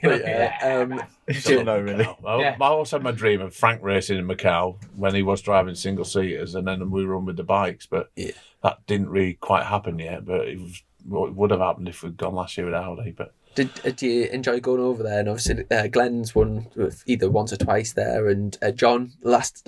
I worry about it a lot. I worry about it because of what can go wrong. But I've seen some big crashes and big accidents over the years. Because didn't John qualify third? Yes. I must ask, what happened? Did he run out of fuel? What something happened on the warm-up. That some sensor broke or something on the bike, and they couldn't. Phil couldn't fix it. Oh God! Something to do with the sensor, and he said, "I don't think we can win the shape." And if Phil Baldicat says that, it's not fixable, it won't fix it. Just something like out of the blue. Yeah, such a shame. You've had one of my favourite riders of all time on your bike, Dave O'Johnson. Yeah. What a fella he is, mate, isn't he? You know what I mean? How could he not put his mind? And he was very serious. Yeah, he did, and he was a lot more serious than what I thought he would be. Right. Was that the first time you worked with Dave? Well, you're under pressure, and you're under pressure working with some engineers that worked at high levels. So he went about his job really well. Do you know, out of all of the signings you've ever, any rider that you've signed, what's the one that you regret the most? Sean Emmett. Do you know? I don't know if you remember. Just the laugh from him. Look, I don't know if you remember. Fucking Emmett. I don't know if you remember this. Right? I tried to blame the single guy on the pit wall instead of trying to blame him. Sean fucking Emmett. Do you know? This is the first time I ever seen your face was on watching BSB when I was a young kid in a Thruxton where Emmett went to pull the wheelie over the line and it just went straight to your face on high sided. Broke the screen. He came out of that corner high sided, nearly high sided, smashed his head on the screen. We found that on YouTube, didn't we? Yeah. Do you know when you grit your teeth? I'll show you. I have in my upstairs in my wet room. There's a toilet in it, and opposite the toilet there's a big set of cupboards, and where I keep all like towels, everything. And I made a box, the top with a light in, and Sean Emmett's crash helmet's in it. So when I'm on the bog having a download, I can look and I look at Sean Emmett's crash helmet. I'll show you it. Why was it? Why was and he knows every time I go for a shit, I'm looking at his crash helmet. Why was that such? Why do you Is regret? that true, Frank? Yeah, we'll have to show you. Have you had a dump there this morning or not? Yeah, probably. I don't even need a dump, but I'm going to have to try. Why do you not regret that decision so much? I didn't pick him. Stuart Bland and Phil Bawley persuaded me to have Sean Emmett, and I didn't want him, and they ended up with him. Oh my God! Oh my! Not horrendous. Just a nightmare. Yeah, just God, I would never get sick of punching his face. I can't stand him. Yeah. Who's been your favourite rider then? Oh God, that's brilliant. My favourite rider, I think probably. Do you know what? Probably Stuart Easton probably would be my favourite rider. Yeah, stood out because we were kids and grew up together. And yeah, I always had a lot of time. He was my little kid who I brought through. And then people look at me now and think, why don't you nurture young? I said, well, I've done all that. I did that in the early days. So I don't want to do that again. Yeah. But I have done that and brought lots of good young kids on. So I've done my time doing that. And also, to be fair, most people probably don't know this, but you have helped a lot of people behind the scenes, even to this day with and like I said, I don't think you often promote it or whatever, but a lot of people wouldn't be where they are now without sort of help in different ways. Possibly, yeah, maybe. Yeah, I can think of a few examples myself. So it's although you might not have a young junior team, it's not that I wouldn't want to ever do that either. You know, they say that you look at these where my sponsor's gone to do all that, and I wouldn't want to do that. You know, I've done all that, and I'm at the end of the days. You know, we probably won't run a racing team for many more years now. We're coming to the end of the line. There's other things in life bar running race teams, but yeah, I've nurtured a lot of young talent in my time and let somebody else do all that. Yeah. I can just sit and watch. Here's a question for you, Frank. So, do you know if, for example, if your dad decided he's had enough and he just wants to do other things, but he said, a question already. if you want, you can take the reins and run the team. Do you think you would want the stress and the hassle, or do you think you would just jack it in and go car racing? That's a good question. That I reckon I could do a decent job. To be fair, I did work experience there when I was at school, so that's my little. Yeah, Frank would do all right. To be fair, because now you sort of understand it, don't you? Growing up around it, and he's being in having car to racing. because we were involved with a management company that looked after him, who looked after George Russell and a lot of good single seater drivers, but we started they weren't doing a good enough job for us, so we're doing it ourselves, and I'm making him do a lot of that himself. He's speaking to race. Like you speak to a guy called Giorgio Sano, you're dealing with him, who's the global boss of Lamborghini Motorsport, and dealing direct with him himself. So he's pretty good at that. To be fair, That'd be a good boss, I think. No, that's good. You know Good what I mean? Christmas parties. Can we please come? Sorted. Just a quick one. Speaking of let's say Lamborghinis, and obviously you mentioned McLaren earlier. What's the best car that you've driven? Yeah. Best car. On or I off know the track? which is the best one. If it's a single Yeah, single seater for or me, sports I car, drove a F3 car. I've done that a Yeah. few times, and that thing's just unbelievable. Is that quite similar? It's to a single F1? seater, but like a junior F1 car, and just the power to weight ratio, the aerodynamics, everything. And Silverstone, we were lapping. Bikes do like a 2 minute on a big track, the 2:05, say something like that. And this car we're doing 1:40, something like that. It's that quick. And Not F1's top speed, yeah. 1:30 something. These are like isn't it? 15 seconds slower than F1 car, and they're proper. You get a right buzz off driving it. Right. Yeah. What about I your bet when you were sat there and say Shaky's having a debrief and you're like, come on, I was 20 seconds quicker. Pull your finger out. Like, stuff like that. Well, yeah, must be check. What's the best car you've ever driven, Paul? the best car I've ever driven would be the current car. I was talking about this with Malcolm Wilson yesterday. We met at a rally. We had a bit of chat about stuff, and the car that Frank first drove was an 08 Focus, so it was last of the big 2 litre cars. And I look at that, and I think the technology he had then, it's phenomenal.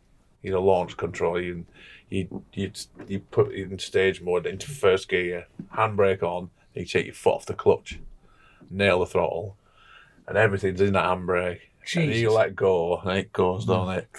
And if automatically you can slip the clutch if it's going to bog a bit, and you can feel it slipping the clutch, the car itself. Wow. They were stung with the car and still are in the car. Way ahead of its time, wasn't it? Wow, they're unbelievable, yeah. What about the best road legal car you've driven? I've not driven that many. I like your Lamborghini. That's a cool car. the Urus, the 4x4. That must be frustrating for you, being a professional, both of you being like, top end car drivers, like getting in a nice fast car and then getting out 30 mile an hour, and you must be going, I know what this can do, you know what I mean? That Aventador's a trick car. Yeah. Is that like, is the 4x4 Lamborghini, is that like equivalent of a Range Rover, so a big family car, but it's also fast? 130 Like really grand fast. either though. They're like 240 grand. That thing's nuts, Yeah, isn't it? If it had wings, it would take off, wouldn't it? Honestly. It's that fast. That good. Yeah. Jesus. Now, we will have a few very quick Patreon questions, but just before that, I've got them. Oh, sorry. I was just going to say, you obviously had a real successful year with Scott Redden. It basically brought him in to do the job, and he delivered in the first year. You could, like, perfect season really for you. Then obviously he's won a World Superbike, stayed with Ducati, had a decent time, switched to BMW. Do you think that he's still a championship contender on a BMW? No. Right, fair enough. And I presume you... I rate him as a rider very highly, and he'd go about his job well. But I just think that the Kawasaki is at a high level, then Ducati is at a high level as well. And the Yamaha. Yeah, but you got to take them into forgot about Yamaha, especially the rider. Yeah, they're probably the biggest title threat. But I don't. I think the BM's quite... No disrespect to Scott. I'd like to see him. I think he will win races, but for the championship, I think it will be quite difficult to win for them. Yeah, fair enough.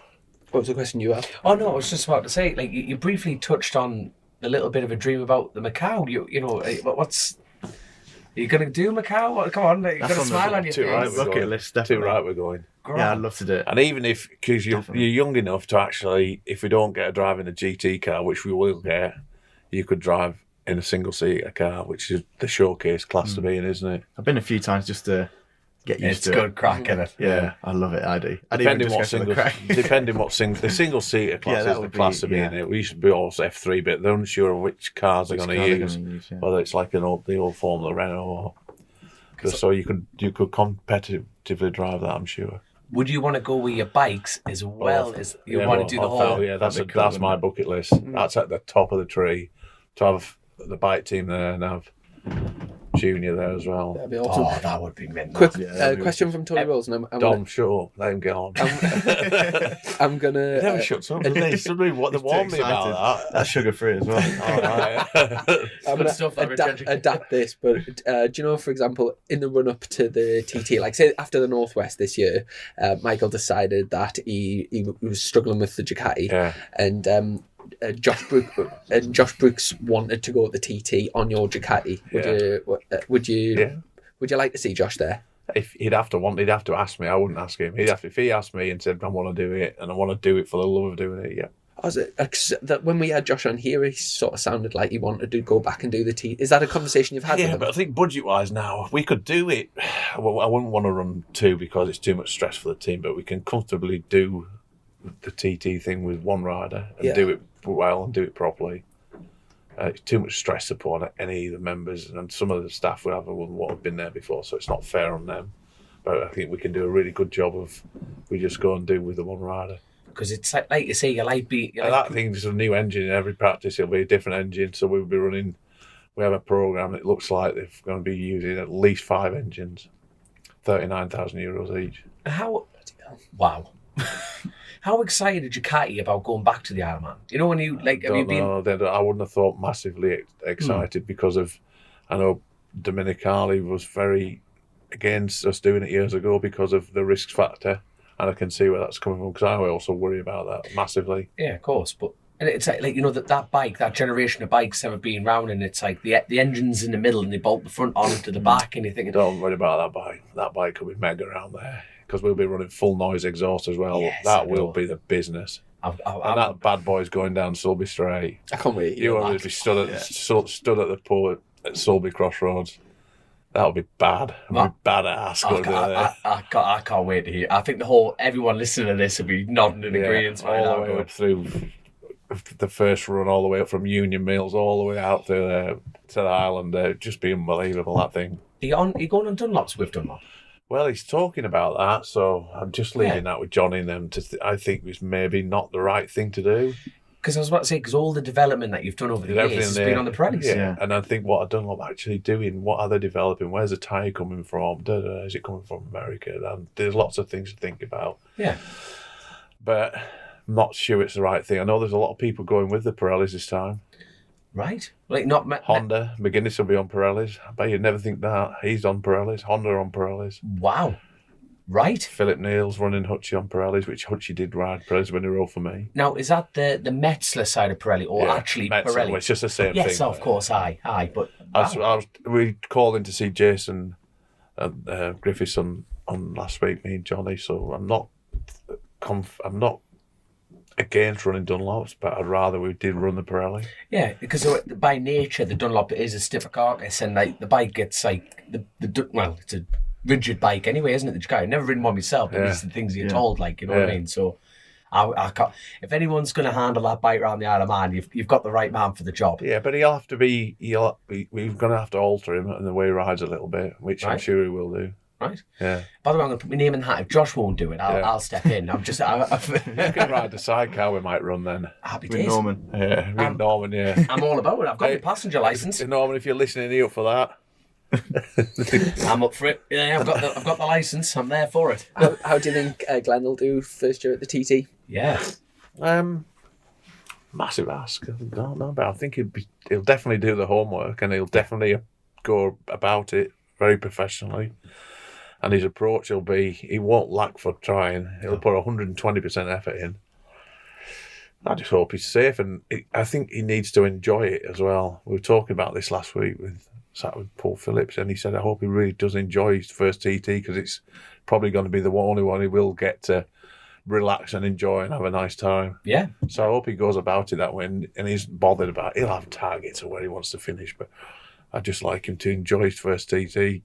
Yeah. You know, I don't think he's going there for the financial reasons. Yeah. Good man. Any more questions? There's loads of Patreon questions. Be a fair few loads. there, yeah, Just definitely. one from me. Do you know, out of all of the riders that you've been involved with, if you could, if let's say you just fancied like a curry night and you had to pick 5 of them just for like a catch up, which 5 riders would you bring? None of them, because none of them would want to pay. It's a freebie.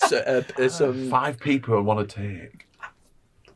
Got to ask him the pub question after this as well. It'd be quite difficult, because I like get on with so many of them. We'll put Stuart Easton in to start with, because you said I get on with all the riders on a lot of them. You know, ones who be difficult. I just want the ones who are a good crack. And to be fair, they're all a good crack. Yeah. You'd have to have an Irwin there, because you have to give him a load of stick on it. I'd have to have an Irwin. You've got to ask the pub question of the pair of them. And like, ask them the pub question about anyone in the world. Oh, go Alive ahead. or dead. Well, it's basically just the same question, but it doesn't have to be a rider. Who could be? Or any person in the world. Yeah, okay. You could say, like, let's say 3. Anyone in the world, alive or dead. David Beckham. Really? Yeah. Oh, hold on. Go on then. Why? Curveball. I did not see that happen. Why? I don't know. I make that sound like I know him. I don't know him. Yeah, I just think great footballer of all time. I think great. I would like to meet him. There you Ask are. him why he wears different trainers. He only wears a training shoe once. Right. Pairs of socks once. Shreddies once. Just wears things once. That's it. Done. That's where you know you made That's it. isn't it? brass. That's brass. That's weird with boots, because usually you bed them in and like make them feel. yeah, I tell you same one who with I my did. racing. I tell you one who I did meet, and I'll never forget. I told him about the Maradona story when I met him in the airport, and I went to ask him for a picture taken. He wouldn't have his picture taken with me, so I absolutely ripped him a new ass. He said, "Cheat!" I was going mad. His girl said that I was going out with the time. We were coming back off holiday. God, that was a bit harsh, wasn't he?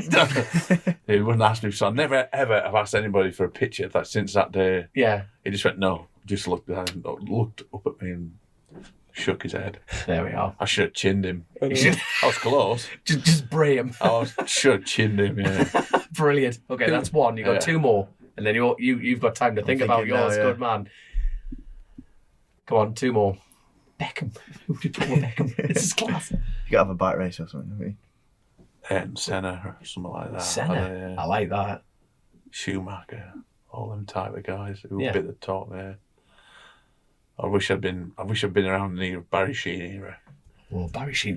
No one said Barry Imagine Sheen. the crack what it would be like. Oh God, Yeah. God, that would have been good. That's definitely your three. Come on then. I was going to go for James Hunt. He used to be an F1. Yeah. Basically the Barry Sheen Brilliant. of F1. That would He'd be a why good that crack. would have been min crack. Him, I was going to say Roger Federer, Right. tennis player. Yeah. Just everything he's achieved, stuff like that. Right. That's a proper third curveballs one. coming here. He gave me his cap once. I've got to have a Federer and I did. gave it away. It's the worst thing I ever did. He gave you a cap. Went to Emirates Classic Golf 2 and met him in the bar, in the players' bar, and he gave me his cap signed. I thought you said cat. I'm His thinking, cap. how did it link in He the gave me his cap, signed cap. All right. We wore in, and I gave it away. This girl was going out at the time. Biggest regret of my life, giving the Roger Federer cap away. That's one of the Patreon He's questions already. I'll take biggest cool. When regret. you meet him, he's a cool guy. Right. Yeah. Who's the most famous person you've got in your phone book? Nice. Phone book. No, I would not. Well, electronic phone. Nobody's got a phone book these days. Really. Famous. I don't think I've got any real famous. Don't know really. My dad. Yeah, maybe my dad. I don't really have any. There we are. Yeah, superstar friends or yeah, my dad. Mike Trimley maybe from Herta. All these riders would be, so all the riders would be like, he's going to say me here. Oh shit! Straight off the bat. Go on then. You've got one more. I was going to go for a fit bird. Now there's an answer. How are then? A fit bird. Just open the book. You can tell that Apple hasn't formed far from Good the lad. Good lad. I remember that Melanie Sykes would be my favourite. Had a famous bird in my phone, but it would have been Mel Sykes in their day. Right, now, go on. I presume you used to meet when you were. I went out with it a few times. Oh, did you? Yeah. Oh, nice. Was that one of the best? That is cool. Was that one of the best? That is cool. Is that one of the best dates you've been on? The coolest thing was when my pilot Richard said to me, because I'd sent a helicopter to pick her up in London and brought her to Kelbrook fight in Liverpool. Johnny Mauer was working. He drove the minibus, drove around Liverpool. She was proper famous when he went out with her. Everybody knew her. One guy scousing he laid down in the street and just wanted her to walk on him with his stilettos. And then she was going back. Did she do it? Yeah, then we were going back. Yeah, I can ask Johnny Mauer, who works for me. She was Richard, my pilot, flying her back to London on the Monday, and then she said to him, "So, where's Paul rented this helicopter from? Did he rent it? How much?" And he said, "No, that it is his." And she went, "Oh, I thought he just rented it in for the weekend." So she thought I'd just done it. To impress her, kind of thing. I just done it to impress her. That is okay. That's quite a tall challenge to get to. She was a nutcase, so that didn't last long. Really? Yeah. Wonder if she'll listen to this. Yeah. I'll be very honoured. Go on then. Oh yeah, I Give forgot me about a that. fit bird then. Come on, I want one fit I bird. won't recommend dropping somebody in here. I'll just read. I'll suck that one back in. Have you met Liz Hurley? No, I met. I kissed. What did they call James Tozan's wife? That got Katie divorced. Mellior. Katie Mellior, yeah. And I knew who she was. I said, "What's this to the lads?" And we got on the golf buggy. We were in Bruno. I said, "What's this? I'm going to stick the lips on her." So he introduced me. I just got a big smack around the cheek. "Oh, you're a bit cheeky, aren't you?" She said. And you're like, yes, I am. Straight off the bat. There you go. So, right, one fit. That's very good answers there. So we've got. I'm just going through one in my head there. There we go. Straight off the bat. So we've got any more questions from the patrons, Chris? Or you brewing one up yourself? No, good question from Luke. He said, if Ducati came to you and wanted you to go World Superbikes, would you be interested in doing that again?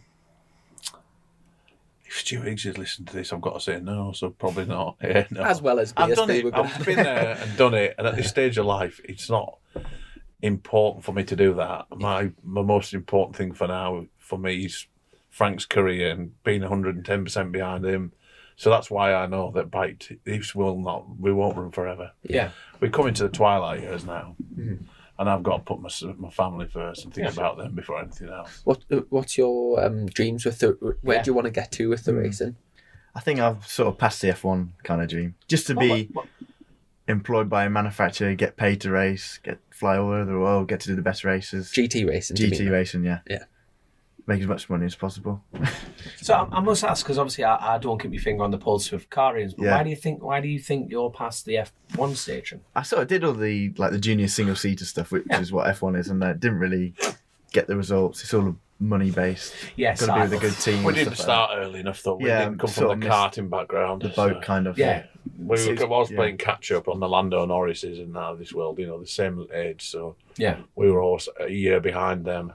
You learn a Playing lot catch up, doing yeah. it, but you spend a lot as well. Yeah. Outside of racing, has to be outside of racing. What's left on the bucket list for you?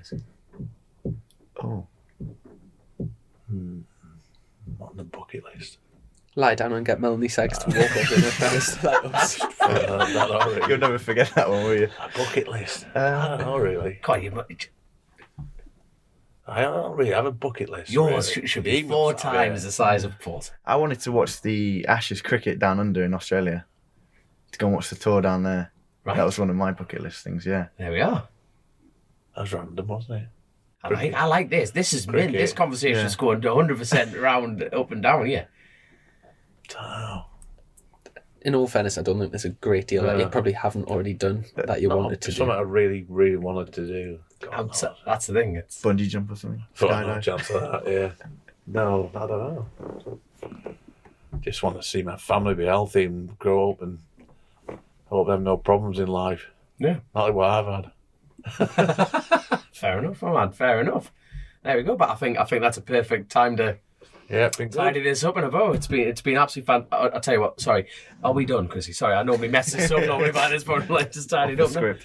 I'm totally off script. There you go. Yeah, no, in terms of the racing for this year, like whatever you end up doing of the rally next week, but all the GT stuff and that, wish you all the best. Hope it goes well. Thank you. Same with the full team, like Rhodes, and I cannot wait to hear the Ducati at the TT. Like that's like one of the things I'm probably Likewise looking for for this yourself. year. Hope we both have successful and safe seasons racing this year.